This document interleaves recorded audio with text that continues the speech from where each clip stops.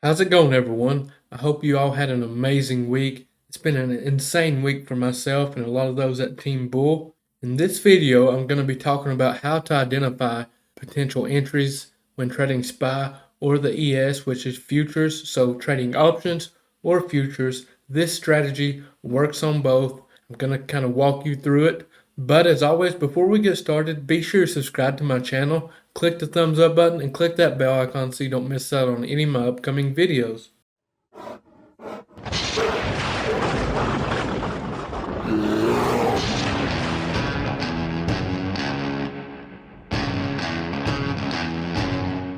Okay, so I have SPY and ES pulled up here. This is what I'm trading options on. This is what this is the futures. I'm trading long and short here.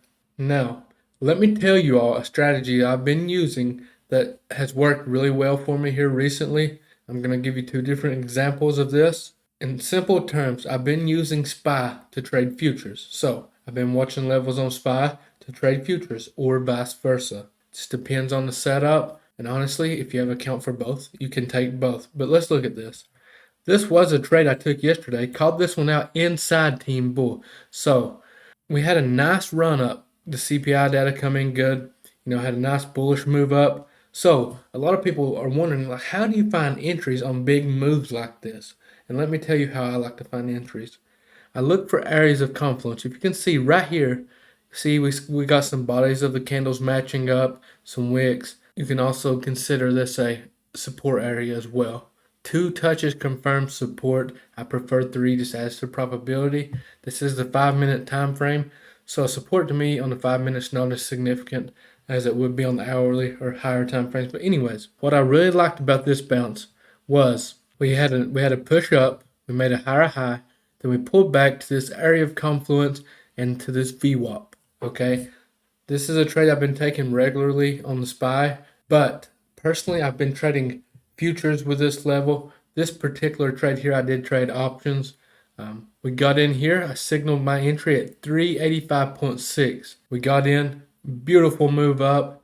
Amazing trade. A lot of people made really good money off this. Very happy about this. But let's take a look at the same time frame here on the ES. So if you got a futures trading account, and if you don't, I'm going to leave a link in the description for funded future trading accounts. You're not risking any of your capital. You just pass a simple evaluation. You can check that out. Anyways, you could have got in here.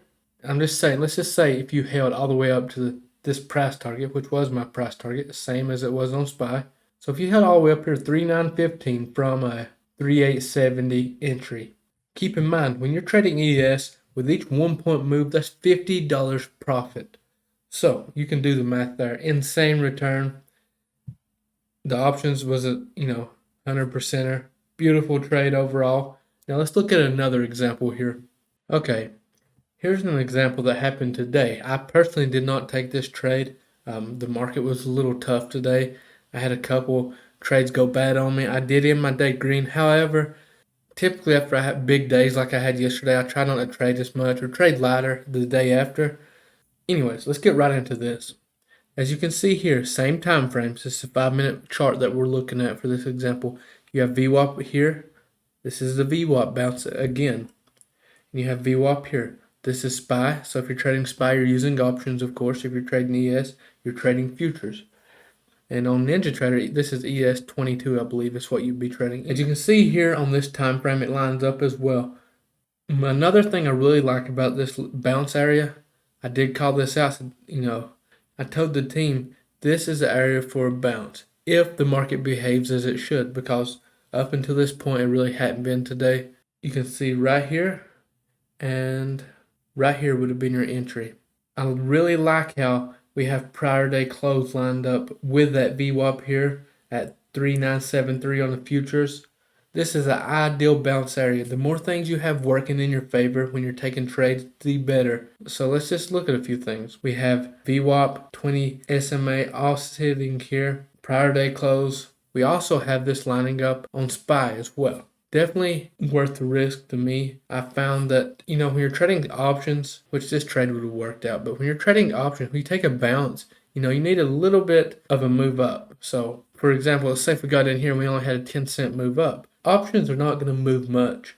But if you took this bounce here and, that little SPY push up, you have a couple of points push up, that's potentially $100 per long. I keep repeating this. I feel repetition helps when learning this stuff. If you have any questions regarding futures trading, options trading, always feel free to reach out to me.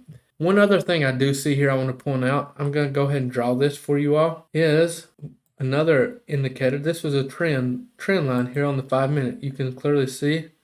Let's see if we can draw this here as well. Just another thing to consider there. People often ask me as well, what is your stop loss on these type of trades? When I'm taking these VWAP bounces, if it fails my level, I simply get out. I don't hang around. I'm not going to let my losers run. I get out and I move on to the next trade. That's my plan going into these. For those that are still around, I'm going to talk a little more about stop losses as an extra bonus. I appreciate all of my followers. If you haven't done so yet, be sure you click that thumbs up button. It really helps me out. Now, when I'm trading breakout trades, my stop loss is below the 9 EMA on the 5-minute time frame. So if we push down below that 9 EMA, I'm out. I'm not hanging on. Breakout trades are higher risk.